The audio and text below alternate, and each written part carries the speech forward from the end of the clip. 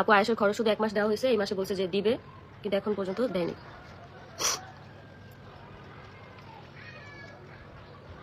আপু আইডিটা কি ঠিক করা যাবে না? আপু জানি না আপু, আল্লাহ জানে যে আইডিটা ঠিক হবে না হবে না। আমার আইডিটা হচ্ছে 1 মাসের, আর হচ্ছে এই মাসের আর্নিং হচ্ছে আটকানো, মানে টোটালি 1 মাসের আর্নিং সেখানে আর কি জমা আছে, প্লাস এই মাসে আজকে কয় তারিখ? আজকে 8 তারিখ না, আজকে এই 8 দিনের আর্নিং।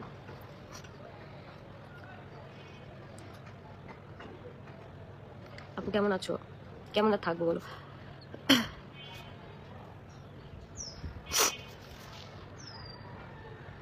একটা মানুষ এত হিংস্র হয় কেমনে? এত কিছু বড় পিছনে পড়েছি। আপু কিছু কিছু মানুষ আছে, দেখবে কি তুমি মানে মৃত্যুর আগ পর্যন্ত না তোমার কখনো পিছ ছাড়বে না। তুমি যদি গু খাবে না, সেও তোমার পিছু পিছু গু খাবে। মানে এরকম, মানে গু খাওয়া স্বভাবটা ওইসব মানুষদের কখনই যায় না। তারা হচ্ছে এরকমই। সেটা হচ্ছে একা আমার শত্রু না, এটা যে কারো শত্রুরাই হচ্ছে এরকমই করে। মানে পিছিয়ে যে পড়ে থাকে, যতদিন না পর্যন্ত তোমাকে মার্ডার করতে পারবে, ততদিন পর্যন্ত তোমার পিছনে এরকম পড়ে থাকবে।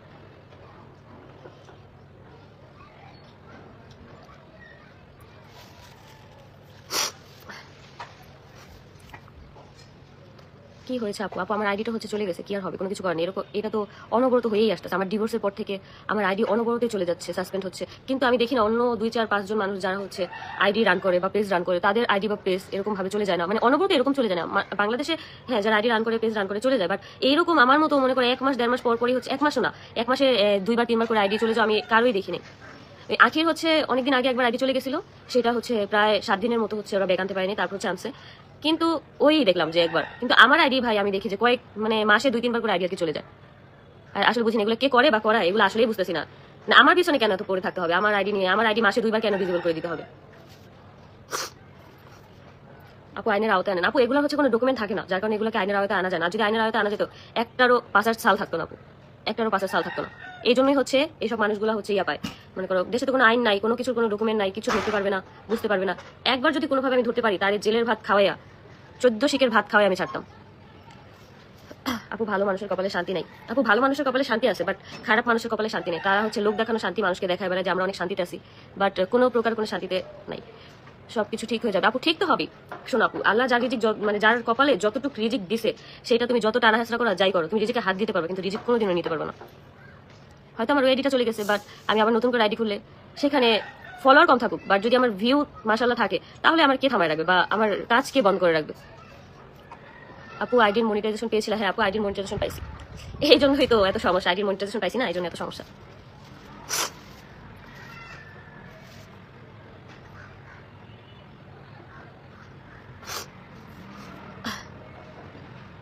এত ভয় কিসের ওদের? এত ভয়, আমি এত উপরে উঠে যাচ্ছি, কোনোভাবেই হচ্ছে আমাকে মানে নিচে নামানো যাচ্ছে না। আমি হচ্ছে একটা মেয়ে হয়ে এত কিছু করতেছি, এত তো মানুষ আমাকে ভালোবাসতেছে, এটাই হচ্ছে মেন সমস্যা, যার কারণে আমার আইডিটা হচ্ছে মাসে 2 বার 3 বার করে ডিসেবল করে দেওয়া হয়।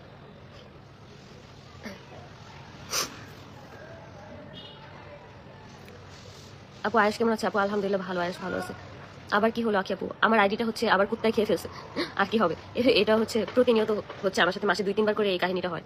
কিন্তু আমি এই পর্যন্ত যতজনের সাথে আমার কথা হয়েছে, যারা হচ্ছে আইডি রান করে, তাদের কাছে জিজ্ঞেস করছি যে তোমাদের কি আইডির এরকম সমস্যা হয়? বলে যে না, আমাদের এরকম হয় না। কিন্তু আমার আইডিতে হয়, কেন হয় তা জানি না।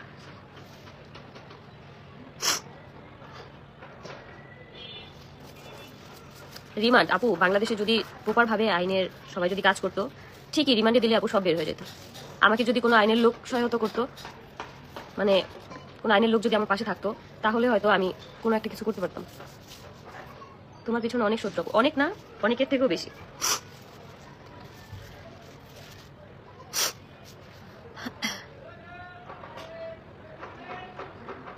হ্যাঁ আপু, মাসুম বাচ্চাটা হচ্ছে আমার রিজিক। আমার রিজিক বললাম না, এটাই তো কথা, যে আল্লাহ যার রিজিকে যা রাখছে সেটা কোনোদিনও কেউ কেড়ে নিতে পারে না।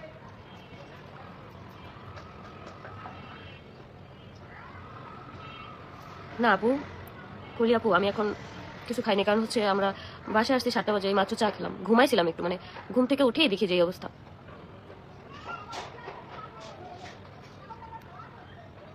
কেমন আছো? আছি আলহামদুলিল্লাহ ভালো। আইডি কুত্তা খেয়ে ফেলছে, কথাটা ঠিক বলছেন। কি বলবার, জানোয়ার গুলা খেয়ে ফেলছে। কোন জানোয়ারে যে খাইছে আমার আইডিটা আল্লাহ জানে। আল্লাহ তুমি সেই জানোয়ারদের